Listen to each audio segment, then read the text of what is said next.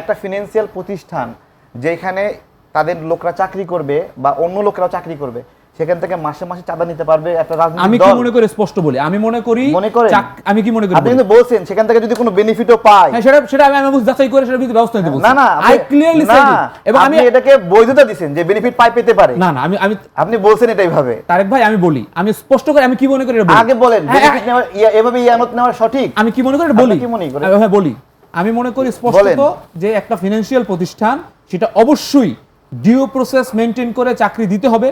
Due process নিতে পারে due process maintain salary থেকে কেটে নিচ্ছে, স্যালারি শীট থেকে এভাবে কাটতে পারে। তো না দিলে তো সমস্যা। ডিউ আমি তিনটা জিনিস বলি, তিনটা জিনিস বলি। ডিউ প্রসেস মেইনটেইন করে চাকরি দিতে হবে, ডিউ প্রসেস মেইনটেইন করে চাকরি খাইতে হবে, ডিউ আমি আপনাকে বলি ডিউ প্রসেস মেইনটেইন করে যদি কেউ বেতন থেকে এমপ্লয়ি থেকে আমি বলি এমপ্লয়ি থেকে আনডিউ 1 টাকা ফয়সাল মাহমুদ শান্ত একটি প্রশ্ন এই ক্ষেত্রে আমার চলে আসে, এই প্রশ্ন তো নিয়ে স্যালারি সরকারি কাটতে পারে কিনা? পারে না, আমি তো বলছি আপনি বলবেন উত্তরটা আপনি নিয়োগের বিষয়ে বলছেন। আমি বলি একটা সিঙ্গেল পয়সা এটা কারো স্যালারি থেকে কোন পলিটিক্যাল পার্টি কোন গ্রুপ কাটতে পারে না।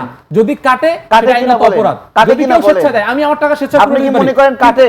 আমি কি বলতেছি ভাই, আপনি কি মনে করেন কাটে? ভাই আমার প্রশ্নের উত্তর দিতে একটু বলেন না, কাটে কিনা বলেন। আমি তো বলতেছি এটাই যে যদি আপনার কোন একটা প্রতিষ্ঠান এখনো বলেননি একটা সিঙ্গেল টাকা যদি কাটে এটা অপরাধ। এটা তো আমি কাটে নাকি? এটা আমি কিভাবে জানেন নাকি? আমি কি না আমি কিভাবে বলবো? আপনি জানেন না? এটা তো আপনি জানেন না যে ইসলামী ব্যাংক থেকে জামাত ইয়ানত কাটে কিনা? এটা কিভাবে বলবেন? আমি কি ইসলামী ব্যাংক চাকরি করি নাকি? আপনি জানেন না এটা? না না আমি কিভাবে জানবো? আচ্ছা আপনি না জানার যথেষ্ট কারণ আছে।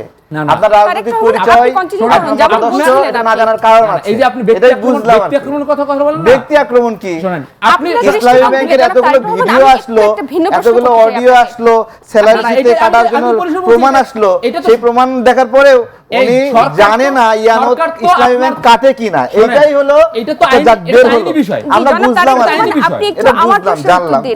আমি একটু প্রশ্ন করতে চাই আপনাকে যে আসলে ইসলামী ব্যাংকে হচ্ছেটা কি আপনার দৃষ্টিভঙ্গি থেকে আপনি কিভাবে দেখছেন বিষয়টিকে?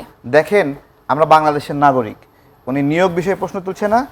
প্রত্যেকটা বেসরকারি প্রতিষ্ঠান নিয়োগের ক্ষেত্রে যত সহজ, তাকে আপনি মাসের পর মাস বছরের পর বছর কাজ করে নেওয়ার পরে তাকে সেখান থেকে বের করে দেওয়া তার চেয়ে অনেক কঠিন। নিয়োগ দেওয়া খুবই সহজ। তুমি আজকে আমার এখান থেকে কাজ করা শুরু করেছে, কিন্তু তুমি আজকে কাজ করতে পারবা না, এই কথাটা বলার অনেকগুলো শর্ত আছে। সেই শর্ত আমি সেই জায়গাটাতেই বলতেছি যে আপনি নিয়োগ দিতে পারবেন। অনেক সরকার এই যে জাদুঘরে নিয়োগ দেওয়ার সময় কি করছে, পরীক্ষা ছাড়াই নিয়োগ নিচ্ছে বা নিয়োগ বিজ্ঞপ্তি প্রকাশ করার আগেই পরীক্ষা নিচ্ছে, আমরা দেখছি না। এই যে আসিফ মাহমুদ আমাদের ভাইয়েরা এখানে আছে, ইউনূস সরকার সেখানে ছিল, জুলাই জাদুঘর বানাচ্ছে, ঠিক আছে।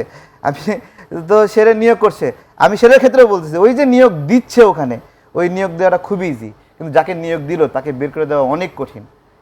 এটা আপনার শর্ত আছে, কি কতদিন চাকরি করেছে, কত টাকা সে বেতন পাবে, কত টাকা সে ক্ষতিপূরণ পাবে।